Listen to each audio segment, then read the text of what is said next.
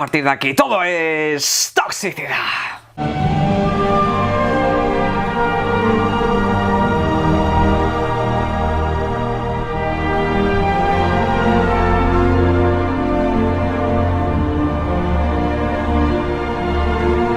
Buenas, vídeo aquí preparado precisamente para despejar una serie de dudas que se han estado especulando durante las últimas horas y por supuesto también desmentir alguna que otra información. En este caso aquí vuestro amigo Semos os va a hablar de Starfield, de ese disco o no disco de la edición en formato físico, al igual que también quiero hablaros acerca del tema de los 1000 planetas, que madre mía la que se está liando con una absoluta locura de videojuego que nos van a traer el próximo mes de septiembre. Pero, con todo eso, también vamos a ir acerca de Final Fantasy XVI, una serie de dudas que me habéis cuestionado y planteado, aparte de lo que son las ventas. ¡Las ventas, Semos! Es lo más importante, sí, pues os vais a cagar.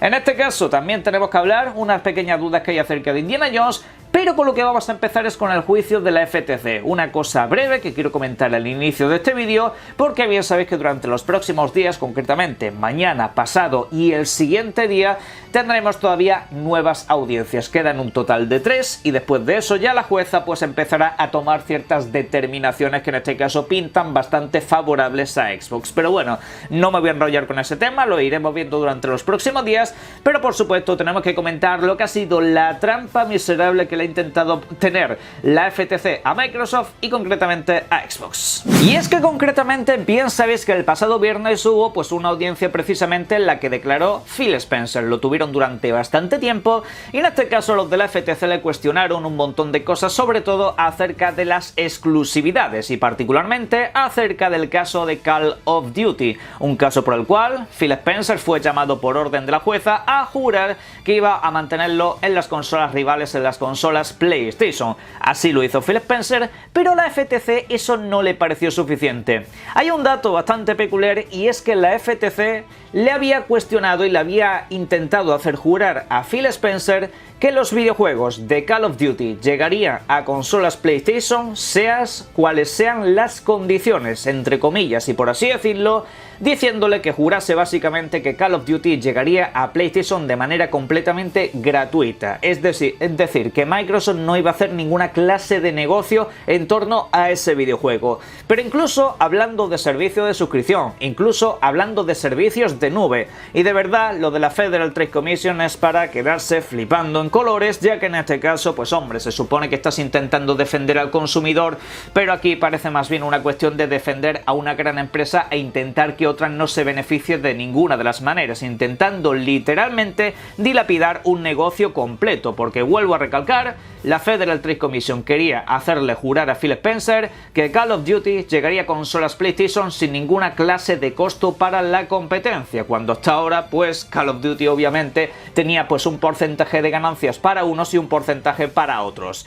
En este caso es curioso que no se cuestionan otra serie de cosas, como por ejemplo las exclusividades que sí que hace la competencia, que desde luego deja fuera de mercado a la consola Xbox, entre otras. Por ejemplo, con el caso de Final Fantasy XVI, un videojuego que según confirmó el propio Phil Spencer había sido pagado por la competencia para no llegar a Xbox. Aportados esos datos que como digo ampliaremos más adelante con respecto a lo que está haciendo la FTC, seguimos precisamente con Final Fantasy XVI. Y es que mucho durante las últimas horas me habéis estado planteando diferentes cuestiones acerca de la duración del videojuego, que es un tema en el que prácticamente no me explayé en lo que es el análisis de este título, que por cierto tenéis subido al canal si os interesa.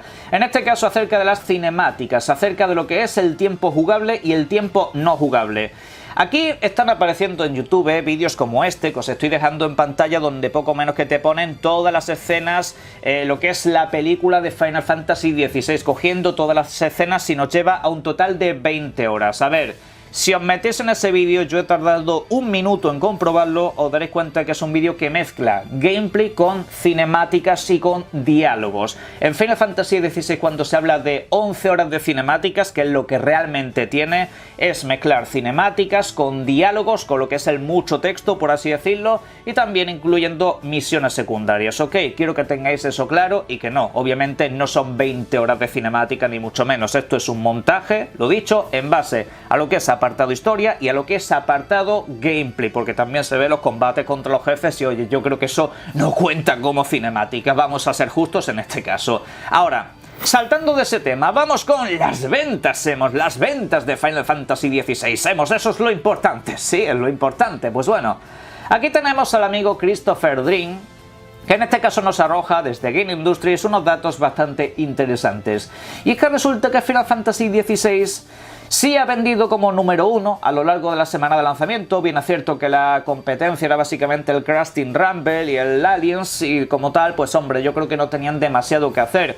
Aunque en este caso particular, sí que es cierto que se ha arrojado un detalle bastante escalofriante, y es que Final Fantasy XVI en formato físico en Reino Unido, que según algunos es lo que más cuenta y lo que vale para absolutamente todo el mercado, ha vendido un 74% menos que Final Fantasy XV. Un 74% menos. No, pero es que hay que esperar a las ventas digitales. Entonces el formato físico no es tan referencial como me estaban diciendo algunos, que por cierto, yo estoy completamente de acuerdo en que por supuesto hay que esperar a las ventas digitales para hacer una evaluación final. Pero obviamente eso determina que cada vez que se nos viene con lo de las ventas en formato físico en Reino Unido es una absoluta patraña, agarrarse un dato confiable donde siempre salimos como ganadores. Curiosamente, ahora el formato digital sí que vale. Y curiosamente, los que aquí hablábamos de esa información que decían que las reservas de Final Fantasy XVI estaban muy por debajo de las del 15, era completamente una realidad, no una opinión ni siquiera una especulación del típico hater. Pero bueno, Semos tenía razón. En cualquier caso, yo creo que venderá bien, aunque no sé si por encima o por debajo de las expectativas que tenía Square Enix. En lo principal, siempre digo que lo importante es que el videojuego me ha gustado y espero que a vosotros también. Pasamos a hablar de Flight Simulator, pasamos a hablar de un videojuego que no presume quizá de ventas de títulos, aunque bien es cierto que ha vendido bastantes periféricos. Aunque precisamente siempre se ha catalogado este videojuego como un título de nicho, como un título para muy poquitos jugadores. Pero el tiempo desde luego nos ha empezado a comentar otra cosa bastante distinta, ya que según el último dato reportado por la propia Microsoft Flight Simulator ha llegado a 12 millones de jugadores. De estos 12 millones, desglosando, más o menos unos 3 millones de jugadores serían los usuarios, digamos, más habituales, los usuarios más recurrentes, los usuarios que prácticamente siempre están ahí disfrutando de este título, y el resto pues básicamente se define pues en un público más casualizado o más temporal en ese sentido. Así que Flight Simulator alcanza unas cifras que son absolutamente demoledoras, uniendo pues este título de Microsoft a otra serie de videojuegos que, gracias a Game Pass y gracias por supuesto a la accesibilidad que te permite este servicio, está llegando cada día a más jugadores y que por supuesto luego dentro del videojuego pueden invertir. Comparando, por ejemplo, State of Decay 2 se alcanzó la friolera cifra de 11 millones de jugadores. Grounded lleva pues unos 15 millones de usuarios. Forza Horizon 5 superó los 30 millones hace cosa de un mes. Sea of Thieves tanto de lo mismo. Fallout 76 lleva 14 millones y otros videojuegos pues como Halo Infinite, que según algunos es un fracaso, tiene pues más de 20 millones de usuarios registrados, y esto es un dato que nos viene del año 2021. Cosa de la vida, ¿verdad? Pero sí, a estos éxitos se une Microsoft Flight Simulator, que ya sabéis que durante el próximo año espera una secuela, Flight Simulator 2024, que se viene pues mucho más ambiciosa. Y ahora vamos con el famoso disquito de Starfield, concretamente con esa edición en formato físico estándar que ayer dio mucho de qué hablar, precisamente porque la cuenta de soporte de Bethesda a través de Twitter, en respuesta a un usuario, le vino a decir básicamente, cuando le preguntaban acerca de la edición con disco, que todas las ediciones de Starfield iban a tener formato digital, un código digital incluido dentro de la caja. Esto por supuesto lleva a la conclusión de que Starfield no iba a tener formato físico. Pero ¿cuál es la realidad de esta situación? Que precisamente ese tweet fue borrado a los pocos minutos, es decir, ese tweet no es que se tirase ahí un montón de tiempo tal, no, sino que cuando tuvo diferentes reacciones, cuando tuvo un par de citados como quien dice, lo borraron. Y eso en mi tierra significa una rectificación informativa. Pero ¿sabéis qué tiene la vida? Que nadie se tomó eso como rectificación informativa. Bethesda confirma que Starfield no va a tener formato físico. Y todo basándose en un tuit borrado. Yo de verdad, os digo una cosa, alucino con la gente. ¿Es una patinada de Bethesda? Sí, es una patinada de Bethesda. Pero de verdad, la prensa del videojuego yo no entiendo a qué juega. Nunca mejor dicho. Porque hacer artículos de algo como esto, teniendo en cuenta que es una información que ha durado minutos antes de que la quitasen de en medio, como se suele entender siempre, una rectificación. Ahí hicieron un artículo cagando leches, y lo peor es que encima se alentó a que ese artículo existiera. Al final, ¿qué es lo que sucedió? Pues lo más obvio, como estáis viendo en pantalla, se encontró que Bethesda España ya había confirmado que Starfield en su edición estándar va a tener formato físico, que va a tener disco. Y luego algunos medios de prensa te hacen el titular de Starfield tendrá formato digital en todas sus versiones menos el estándar. Solamente hay dos versiones, lo otro es un bundle para tener lo que es esa expansión y el acceso anticipado. Solamente hay dos versiones, estándar coleccionista, una tiene digital, otra no.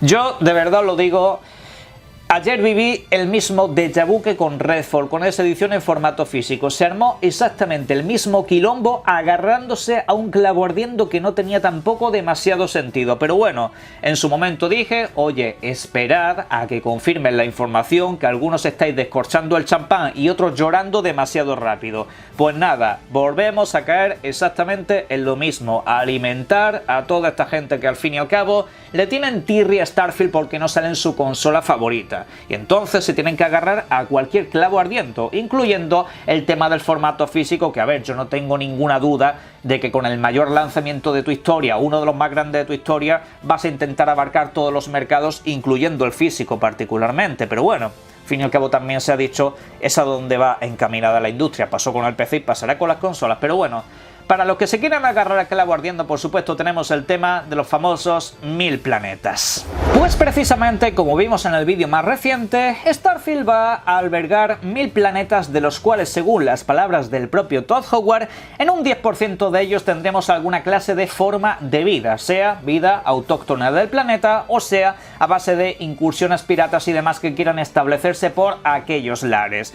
Esto, por supuesto, para algunos ha sido traducido de mala gana a decir que es que Starfield va a tener 900 planetas vacíos. Y hombre, si tú quieres hacer una recreación realista del espacio, de hecho incluso es bastante excesivo que en Starfield nos encontremos que tenemos 100 planetas llenos de vida por aquí y por allá de una forma o de otra. Eso tenéis que tenerlo muy presente. En la Vía Láctea, en la que nosotros nos encontramos, seguramente penséis que en Marte, en Júpiter, en Saturno, en Urano, en todos ellos hay alguna forma de vida, pero no, la realidad es que solamente se conoce en la propia Tierra, con lo cual vamos a decir que la escala de vida de Starfield ni siquiera es realista en ese sentido, que incluso sobreexcede lo que debería ser la vida a lo largo y ancho del universo. Pero bueno, supongo que alguno quiere alguna especie de mata marcianos, de llegar a cualquier planeta y ponerte a disparar a aliens por aquí y por allá, pero es que no es el videojuego que estáis buscando, no es un juego random, no es un juego genérico. Starfield pretende ir mucho más lejos que todo eso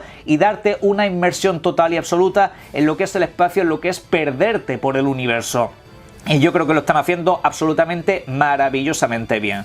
Ahora, por otro lado, sobre cómo van a diferenciarse los planetas unos de otros, nos ha contado también el propio Todd Howard que en esos planetas vamos a encontrar biomas completamente diferentes, pero ojo, dentro de cada planeta, bueno, no de todos, pero sí de una buena parte de ellos, va a haber diferentes lugares a nivel, pues, diseño y demás. Es decir, no es un planeta que todo de principio a fin se ve exactamente igual, sino que en un mismo planeta podemos tener zona desértica, zona de nieve, zona, digamos, más poblada de vegetación y demás.